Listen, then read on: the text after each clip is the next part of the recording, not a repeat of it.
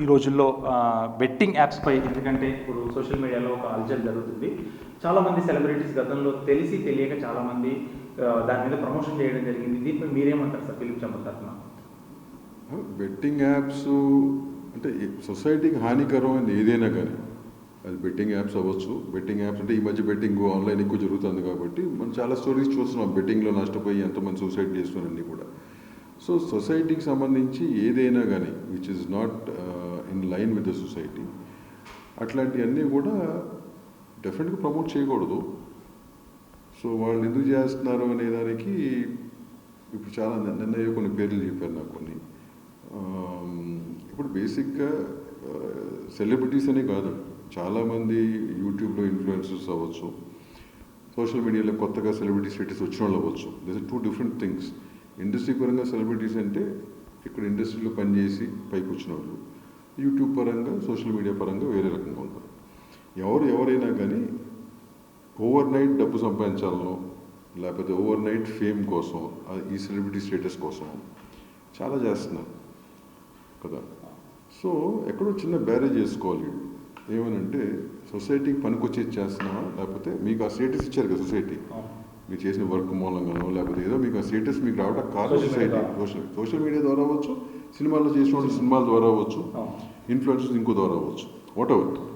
మీకు అది ఇచ్చారు అంటే మీ వర్క్ నచ్చి వచ్చిన పొజిషను, దాన్ని మీరు ఎంత జాగ్రత్తగా దాన్ని నిలబెట్టుకుంటారో అది మంచిది. సొసైటీకి అగెయిన్స్ట్గా అంటే సొసైటీకి డ్యామేజ్ చేసే వాటికి మీరు చేస్తున్నది అంటే చిన్న విచక్షణ జ్ఞానంతో ఆలోచించి చేసుకోవాలి. ఆ చిన్న విచక్షణ జ్ఞానం అనేది కంపల్సరీ ఉండాలి ఎవరికైనా కానీ, బికాజ్ ఇట్స్ లా కదా, law has its own force. So జాగ్రత్త పడాలా. జస్ట్ బికాజ్ డబ్బు కోసం లేకపోతే ఓవర్ నైట్ స్టేటస్ కోసం చేయాల్సిన పనులు కాదు.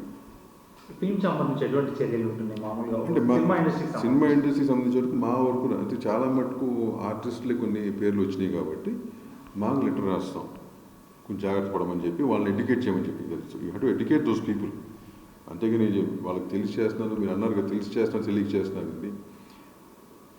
తెలియక చేస్తే ఎడ్యుకేట్ చేయగలం, తెలిసి చేస్తే కనుక వాళ్ళకి అది ఆ వాళ్ళ జ్ఞానాన్ని వాళ్ళు వదిలేయాలి. That's a difference. ఈ సోషల్ మీడియా ఇన్ఫ్లుయెన్సర్స్ని ఏమంటారు సార్? మామూలుగా వీళ్ళు ఎందుకంటే ఇన్స్టాగ్రామ్లో మిలియన్ ఫాలోవర్స్ తెచ్చుకొని ఎక్కువ డబ్బులు సంపాదించి వీళ్ళని మామూలుగా మీరు కాదమ్మా, డబ్బు అనేది సంపాదించుకోవచ్చు, తప్పు లేదు. ఎవరైనా కష్టపడతారు రోజున సంపాదించిన డబ్బు కోసం లేదా పొట్టకూడు కోసమే కదా. వన్స్ ఒక స్టేజ్కి వచ్చిన తర్వాత మనం చిన్న విచక్షణ జ్ఞానం ఉండాలి. మన సొసైటీకి పనికొచ్చేది చేస్తున్నాం, పనికిరాని చేస్తున్నాం అనేది. ఈ మధ్య చాలా కంప్లైంట్లు కూడా వచ్చినాయి. బట్ ఇండస్ట్రీకి సంబంధం కాబట్టి ఇన్ఫ్లుయెన్సర్లను లేకపోతే ఇట్లా సోషల్ మీడియాలో చేస్తున్నాం లేదు. సెలబ్రిటీ అందరూ ఏమనుకుంటారంటే సోషల్ మీడియాలో సినిమా వాళ్ళు అనుకుంటారు. ఇది ఒక ఫ్యాషన్ అయిపోయింది. అందరూ సినిమా వాళ్ళు కాదు కదా. సినిమా వాళ్ళు ఒక్కళ్ళే కాదు చేస్తుంది, చాలామంది బయట వాళ్ళు చేస్తున్నారు. మీరు చెప్పిన వాళ్ళు అందరూ చేస్తున్నారు. ఎందుకు చేస్తున్నారు? ఓవర్ నైట్ డబ్బు కోసం, ఓవర్ నైట్ వాళ్ళ ఫాల్స్ ఇమేజ్ క్రియేట్ చేసుకుంటా కోసం. సోషల్ మీడియా అంతా ఫాల్సే కదా, ఉంది లేనట్టుగానే చూపిస్తున్నారు, లేని ఉన్నట్టుగా చూపిస్తున్నారు. ఆ సోషల్ మీడియాలో మరి జనం కూడా చిన్న విచక్షణ జ్ఞానం ఉండాలి కదా. ఎవరిని నమ్మాలి, ఎవరిని నమ్మకూడదు, దేనికి లైక్ కొట్టాలి, దేనికి లైక్ కొట్టకూడదు అని జనానికి కూడా తెలియాలి కదా. ఈ సొసైటీ అంటే మనమే కదా, మనకు కూడా తెలియాలి కదా. అంతేగాని ఏది పడితే అది పెట్టేసేసరికి దాన్ని లైకులు కొట్టి వాళ్ళని పెంచేసి రేపు పొద్దున వాళ్ళని తప్పులు చేస్తే మీరే బ్లేమ్ చేసి మళ్ళీ. సో ఇట్స్ ఓవరాల్ సొసైటీలో రావాల్సిన థాట్ ప్రాసెస్ అది. ఇప్పుడు ఈరోజు సినిమాలో డ్యాన్స్ల పట్ల ఈరోజు మహిళా కమిషన్ వాళ్ళు ఒక నోటీస్ జారీ చేశారు. దానిపై మీ అభిప్రాయం?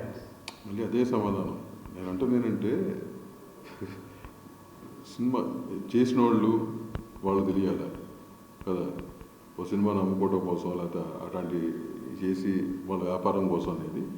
సినిమా అనేదాన్ని మనం ఎప్పుడైతే సినిమా జనాన్ని చాలా ప్రభావితం చేస్తుందనే ఒక ఇది ఉంది కదా, ఉన్నప్పుడు మనం చేస్తుంది ఏంటి, చేయకూడదు ఏంటి, ఆ ప్రొడ్యూసర్కో డైరెక్టర్కో ఆర్టిస్ట్ అంత తెలిసి ఉండాలి.